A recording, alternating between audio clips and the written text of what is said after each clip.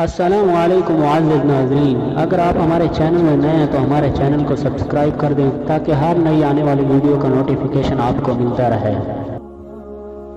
حضرت ابو عبداللہ نعمان بن بشیر رضی اللہ تعالیٰ عنہما سے روایت ہے کہ میں نے حضرت صلی اللہ علیہ وسلم کو فرماتے ہوئے سنا، تم اپنی صفوں کو ضرور سیدھا کرو ورنہ اللہ تعالیٰ تمہارے مابین مخالفت پیدا فرما دے گا۔ مسلم کی روایت میں ہے کہ حضرت صلی اللہ علیہ وسلم ہماری صفوں کو اس طرح سیدھا فرماتے گویا اس سے تیروں کو سیدھا کریں گے، یہاں تک کہ آپ صلی اللہ علیہ وسلم نے اندازہ فرمایا کہ ہم اس کو اچھی طرح سمجھ گئے ہیں۔